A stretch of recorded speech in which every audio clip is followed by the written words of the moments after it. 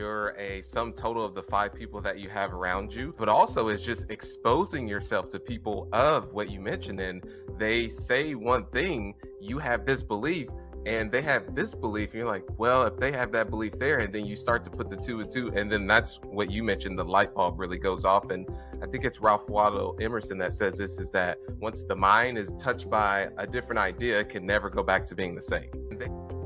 That was Sterling White. Hang around for an engaging conversation. The limited partner shares in the potentially outsized returns of a well-planned and executed investment, but as a passive investor, and has the maximum leverage on their most precious asset, their time. And that is why we're here together. 90% of the millionaires out there built their net worth with real estate. However, 0% of the billionaires are hands-on managing their real estate assets because there simply isn't enough time. My name is Jake Wiley, and for the past 16 years, I've been investing in real estate, and I've learned a thing or two. But the most important lesson is how to leverage the expertise and time of others to maximize your investment potential. Welcome to the Limited Partner Podcast. All right, welcome partners. Again, this is your host, Jake Wiley. This week, I'm joined by Sterling White. So he's the principal of Sonder Investment Group. Sterling, welcome to the show. Appreciate having me on, Jake, and everyone go ahead and get ready. We're about to drop some value bombs. There it is. Well, for the benefit of the audience, Sterling, for the folks that don't know you, if you'd give us a little bit of background on who you are, maybe your path to how you got to where you're sitting today at Sonder. Yeah, so I'll take it way back, but I'll give everyone a Cliff Note version. So I grew up, born and raised in Indianapolis, Indiana. Not so good parts of the city where people tend to look to get out of that as quickly as they can. Single mother, fraternal twin brother. Some people say he's as dark as Wesley Snipes. I don't think he's that dark. And there was a point in time, and this goes to show you the type of environment that I grew up in, is that I remember sitting down at the kitchen table about 5 or 6 years old, eating ramen noodles and cut up hot dogs. And then as soon as I go upstairs, a bullet comes right through the back patio where I was sitting. So that was just another day and just living in the hood. And it always sounded as if there was fireworks going on outside, but those were just gunshots. And luckily ended up getting out of that environment and really got my start in entrepreneurship, where I had to figure out a way to earn money in the legal sense, because there was tons of illegal activity that was going on around me. And just fast forward, how I got started in real estate was my roommate's dad owned a construction company. He saw I had some free times during the summer, and that's how I was able to get my foot in the door as a construction laborer. And that's when I fell in love with real estate. Not so much being a laborer, but then I came across the book, Rich Dad, Poor Dad, started studying and saw that the wealthy didn't get that way by being laborers. They were actually investors. So started buying single families. First deal bought with no money out of pocket, scaled to 150 single families, and then transitioned to multifamily and got up to about 500 units in about 3.5, 4 years. Man, that's a pretty impressive story. So from construction to owning units yourself, let's talk about that transition, because you don't hear that very much. I had limited partners that was invested on each of those deals. So they weren't personally owned by me. So it was doing syndications. And how it worked was just started with one deal at a time. And then from there is, and I'll tell you that buying that many single families is a lot, because a lot of these were one-offs, and lucky would get a package of 2 or 3, and then took a step back and said, okay, what model out there is more scalable? And then that's where it made the most sense to start to make that transition to multifamily. All right. So probably aren't aware of this, but the Rich Dad, Poor Dad book comes up on just about every show. So you think we were sponsoring it. So again, to my audience, we are not sponsored by Rich Dad, Poor Dad. But I would love to get your take on what was it about that book that got you to take action? Because it seems to be the catalyst for most people. And I'd love to hear your story. I would say it was the sum total of multiple books that, I mean, there was the 4 Hour Work Week that I read. There was Unleash the Power from Within by Tony Robbins. Earl Nightingale was actually a huge influence for me, and he really helped me identify the limiting beliefs that I had and then replace those with more empowering ones. Because just growing up in Section 8 housing welfare is that the beliefs that were ground in me just were not the best. And the people, such as my mother, had the best intentions, but she was only teaching me with what she actually knew.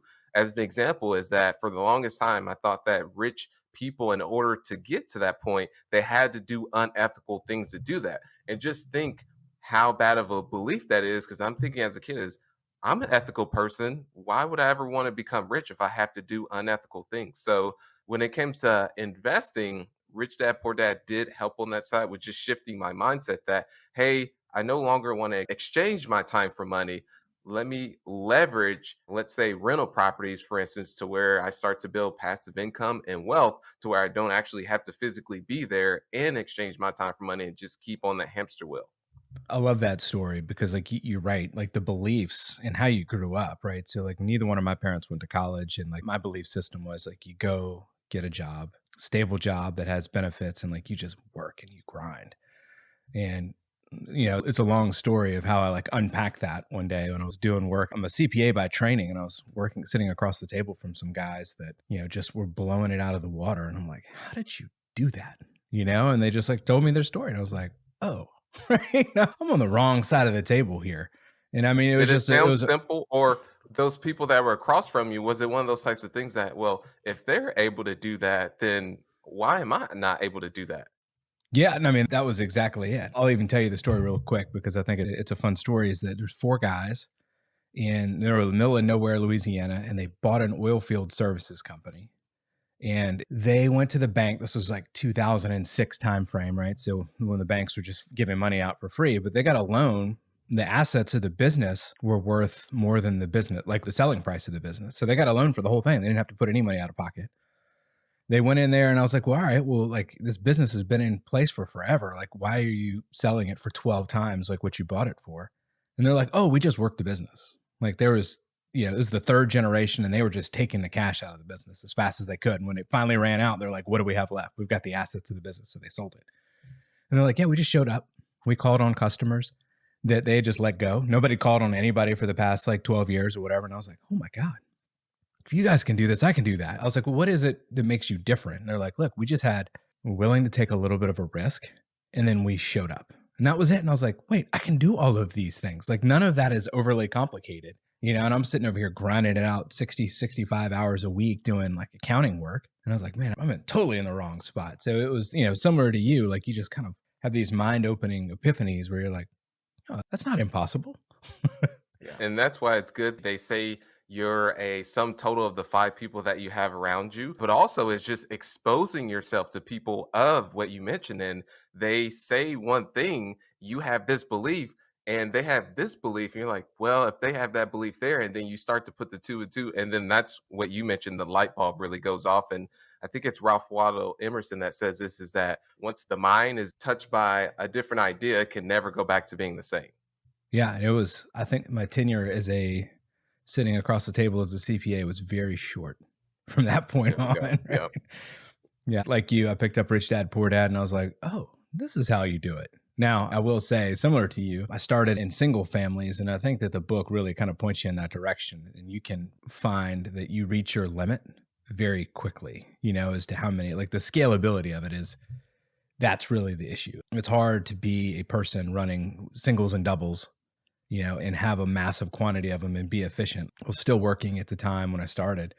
And I got to a point where I had to leave my job so I could do it full time. And then I reached my capacity. And were you self-managing, or was it third party? I was, and some we weren't. But even when you have like a property manager on the property, all they do is just take that first phone call for you. Like if it's not like, hey, the doorknob needs to be tightened and we sent, Billy out there and, here's the $20 bill for it. If it's like the toilet's leaking, the water heater's broken, like they just call you, right? And it becomes your problem. So it's not a, like I think we've talked about this before too, is that when you get into the larger multifamily, you get economies of scale where the maintenance is built into the process, right? And it's not a like, okay, water heater's broken, right? And I'm gonna start calling all the plumbers I know to see who can get out there within like a week, right? And then figure out how to make these people feel fine. I guess let's talk about your transition from the singles into the multifamily. Yeah, so how it worked, took a step back, doing self-management of those 150 single families, and it was an absolute nightmare when it came to that. Because one, property management is its own business in itself, and then you've got acquiring and acquisition. So it was just too much at that time. So then okay, we're looking into the future where we want to be. And then was looking at various models. And then that's when settled on apartments. And then was looking at the multifamily over 40 units. And then from there made the decision, okay, well, no longer going to do single family. So cut that off. And then from that point forward is okay, now how do we start to find the deals? And then also educating, okay, what is the cap rate? How are these valued? What is the NOI? And was taking the approach of actually going nurturing relationships with brokers. And this was about in 2017 where things were starting to heat up. They weren't where they were now, but is wasn't having much success with that. So took another step back and said, okay, well, why not go direct to the owner and look to beat the brokers to the punch? And then decided to build that whole thing out. And the first deal was a 46 unit, which all started with just driving past the property. The parking lot looked like an alligator's back. It was very outdated. So picked up the phone and just asked the owner, would they be interested in selling? And then we moved it from there. There's a lot in that story, of course, but that's the general flow of that very first deal, which was a 46 unit. Well, I think most of the syndicators that I work with and GPs, ask them what's the secret of their success. And it's like boots on the ground relationship with brokers. And you're taking a different tact and you're saying, look, I'm going to go right to the property owners, right? So this is like blocking and tackling 101, almost like wholesaling style, where like get out, drive them, start making contacts and go direct. I guess let's unpack that a little bit more. How do you find that working out for you? Like, why aren't these guys going to a broker if they're just ready to sell? So you have to find the right owner that one is motivated and they want to sell the property sooner rather than later. So that's in first and foremost. And then secondly is that they may have some bad stigma. I wouldn't say necessarily entirely bad stigma, but they prefer to actually sell with someone direct and they don't want to list the property on the open market. So that's the second thing. And then the third is just building a relationship with the owner too, because oftentimes there are brokers in touch with them, but if you're able to really nurture that relationship and just not make it about the sale of the property, but the end goal, yes, is to sell that property, but there's things that you can go above and beyond to really create that relationship. Yeah, just from my experience, once it hits the market, it's just difficult to not only compete with local buyers, but now across the country and now international. So it's very competitive. Yeah. And in terms of the diligence and the processes and working through all that, like you're probably having to do all of that yourself and coach these owners through that. Are you finding that there's benefits there? Or is that like a real time suck? It is, but the ROI is there. Meaning that one of the properties, this was a 80 unit. This was in middle of 2018. I bought it for 3.35 million, 80 units, of which minimally a broker would have been able to sell that and list it. They would have listed it for 3.8 and likely would have been able to sell it for, I would say, if the price would have got bidded up to about 4 million. So there is the ROI from that. But I can tell you it is a lot of work. But as long as you have the right people on your team, that also does help because yeah, normally the broker would do all that as far as obtaining the financials, helping with building out a performer. Still, you would want to do your own performer. But in essence, is you are that gap that I mentioned of let's say $700,000. That's what I would believe is a good return on investment for all that work that was invested into that with not having the broker involved. And I guess what markets are you looking at? So primarily in the Midwest, because people are probably thinking is that okay, how could he get that price per door? I'm in California and I could barely get a single family house That's for that right. much. Yeah, or two single families.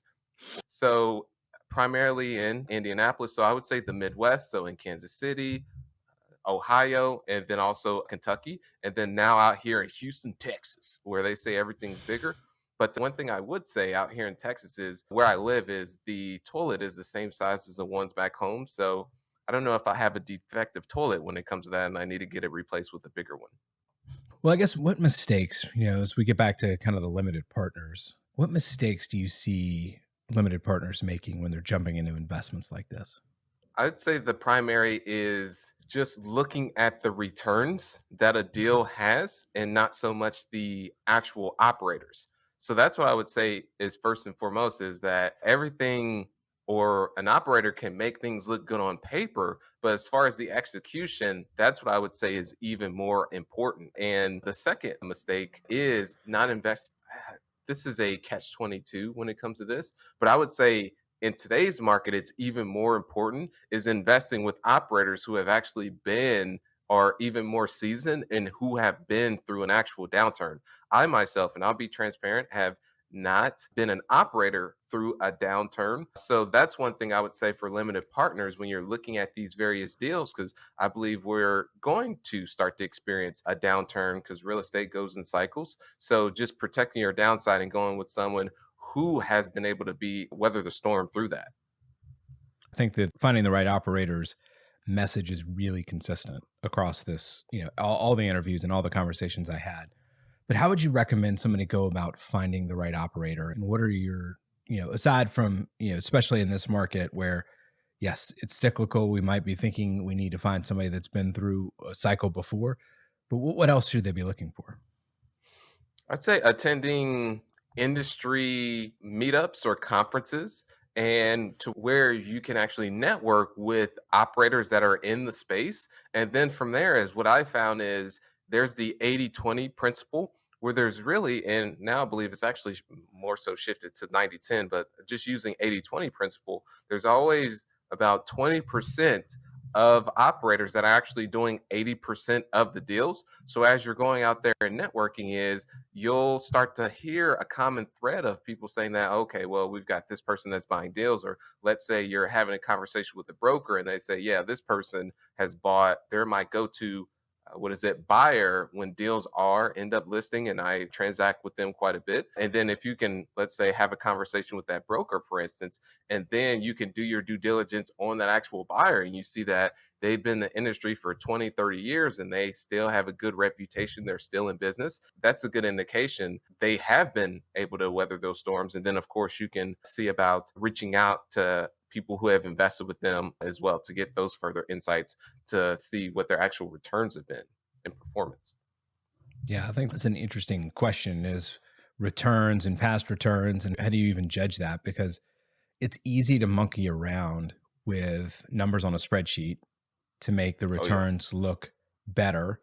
And, I Financial think, engineering. You can yeah. basically just take exactly what you said. Yeah. And I think that if you're a limited partner, I think you were alluding to this earlier too, is that if you're just shopping for returns, the guy that's got the best returns is like, well, does he really? Like, what's the secret sauce here? Like, is there something special? In some cases, there is, right? And that is part of the niche, is that they're going to do something that like nobody else has thought of that's going to like increase the returns.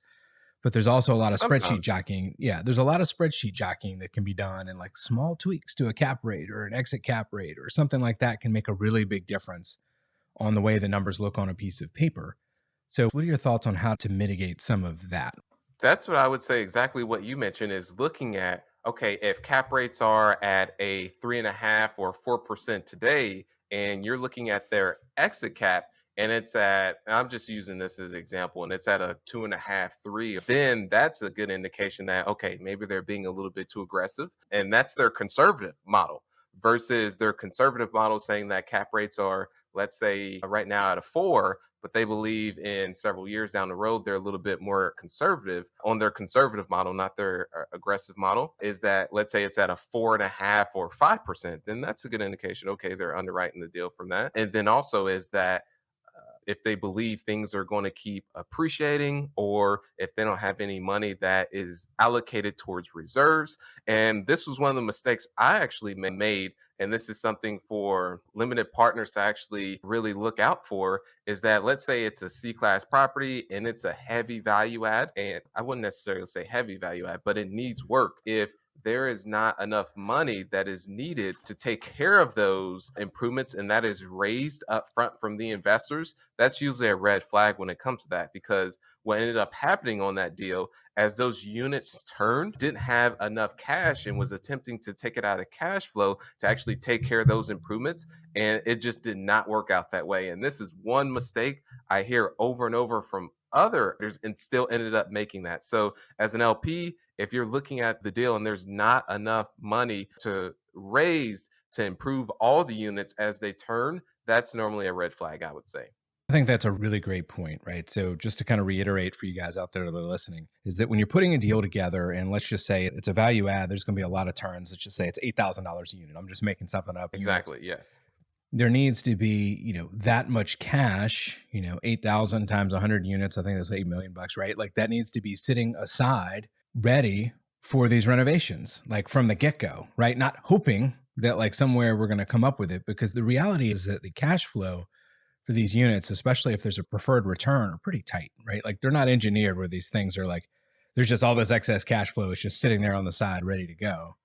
So if you were hoping, kind of, there's a hope and a prayer that like there's not enough capital reserves out there ready to do this. Sorry, and by the way, it wasn't $8 million; it was $800,000. I just It's all good. added a zero there. But if you think about that, like if there's not enough cash set aside for these renovations from the get go, in this, especially in this current market, where debt and refinancing, like all of those things are very uncertain, it puts a lot of risk on execution of the project itself.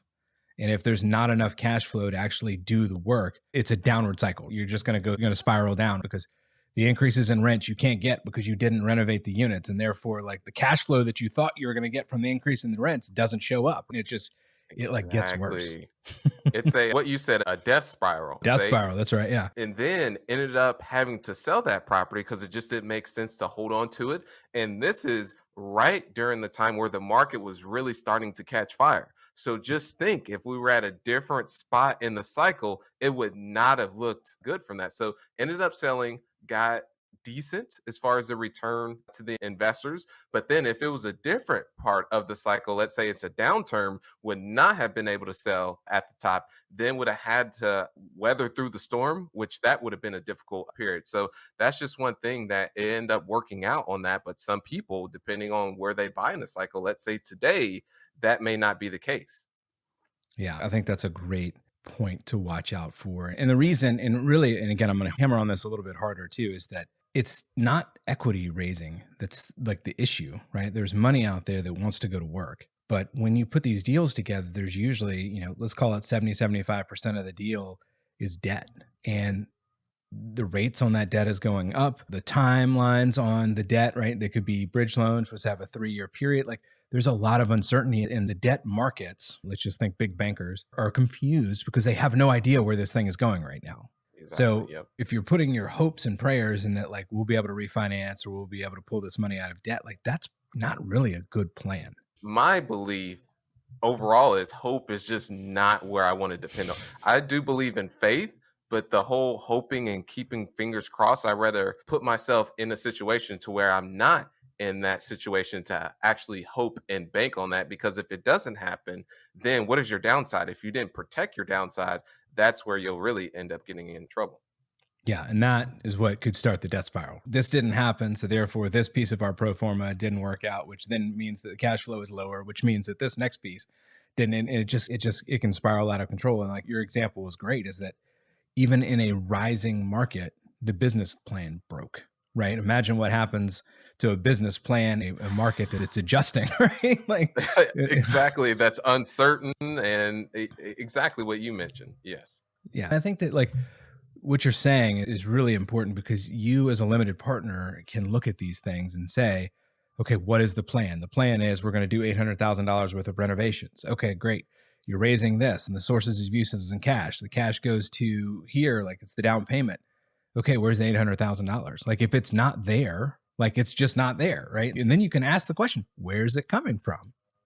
And the reason why an operator on the GP side would not raise that money up front, because if you do raise it up front, that does affect the returns to the investors. And that's why that deal was structured that way, but ended up biting us in the end. Hey, we actually needed that cash up front, so we shouldn't have bought the deal at all. Right. And I think, like, just to clarify this real quick, is that when you buy that, right, and you raise more money, like there's more returns that are owed back to the investors, right? So if you're just sitting on this cash, like that impacts the returns. So I think that there's, your point is really valid, is that like the reason you didn't raise the cash is because it wouldn't have worked and you shouldn't have bought the deal. Right? Exactly. Yes. Hindsight 2020 for sure. But as we were going through it, we did what you had mentioned, did some financial or gymnastics in order to Yep. make that work, and it didn't. Well, awesome. Well, Sterling, this has been a great conversation. I really appreciate having you on the show. Is there anything else out there that you think that you'd like to communicate to make this episode complete? Yeah, I would say for everyone out there, as mentioned, when looking at GPs, I'm a firm believer is just, yes, there's the side where you can look at the returns, but I'm more of actually investing in the operator, because an operator can turn a bad deal or okay deal to a good deal But when you have a bad operator that has a good deal, they can figure out a way, unfortunately, through mismanagement or just don't have the track record and experience to be able to weather a downturn, a good deal into a bad deal. So that's just one feedback I would really provide to those that are looking to invest in GPs as an LP. That's great. And how can my audience find you? Yeah, so you can find me at sterlingwhiteofficial.com. And then the same thing on Instagram is Sterling White Official. Any questions that you happen to have, go ahead and slide into the DM. And then when I mentioned sterlingwhite.com, interesting enough, a funeral home has that. So yeah, people would have went there and be like, what is going on when I He visit must site? own the funeral home. Yeah, exactly. Oh, and he does investing. Wait, what? Yeah. Well, Sterling, thank you for being on the show. I really enjoyed this conversation. I appreciate it, Jake. Thanks for having me on. I hope you've enjoyed today's episode, and I'd actually love for you to contribute to a future episode. If you have a question you'd like answered or a topic or a guest to bring on the show, please email me at jake@thelimitedpartner.com. Now I realize there's a lot of lingo that's thrown around on these shows, so I've created a cheat sheet for you with the top 26 terms that come up most often. Head on over to thelimitedpartner.com/lingo for the list. Enjoy, and we'll see you next time.